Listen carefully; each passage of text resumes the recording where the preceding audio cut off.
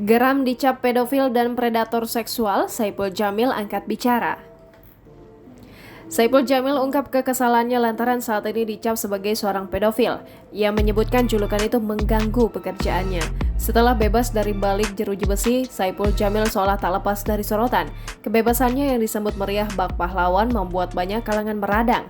Pasalnya, mereka menilai jika seorang pelaku pelecehan seksual tidak sepantasnya mendapat panggung di tengah masyarakat.